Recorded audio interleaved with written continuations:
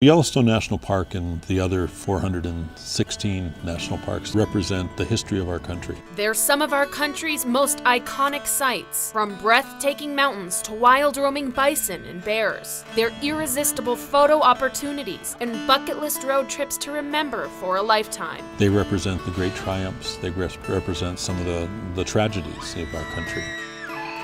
But looking past the marvels of nature, America's national parks are facing a huge problem. They're falling into serious disrepair. The backlog overall in Yellowstone probably starts to approach $1 billion. About $120 million of deferred maintenance at Glacier. At Grand Teton National Park, there's $180 million of deferred maintenance. Overall, America's national parks are in need of nearly $12 billion in repairs. But what does that look like to the hundreds of millions of people who will pour through their gates this summer? We packed up our car and visited 3 of the most popular parks to find out. First stop, America's oldest and first national park that also has one of the largest backlogs, Yellowstone. It represents our natural history. In Mammoth, we sat down with Dan Wank, who has spent 7 of his 43 years in the National Park Service as superintendent of Yellowstone. Well, Yellowstone actually has an extraordinarily large backlog of deferred maintenance in the park. Within the Park Service, probably the biggest component is the roads in the park.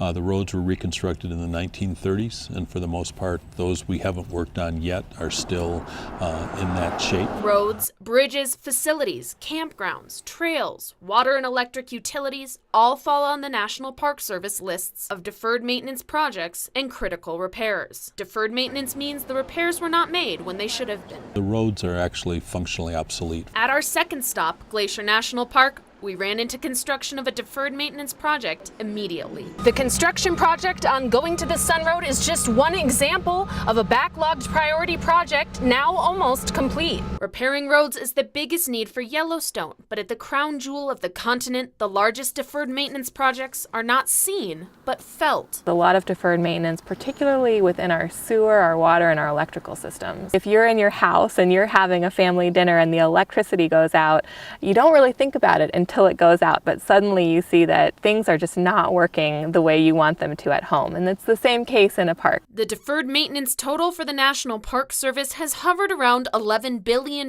since 2010. That means even as parks chip away at their deferred maintenance deficits, more needed repairs are popping up. This project was approximately $1.3 million. 500 miles south of Glacier, we got to see a completed deferred maintenance project on our third stop in Wyoming's Grand Teton National Park. The boat launch here on the Snake River.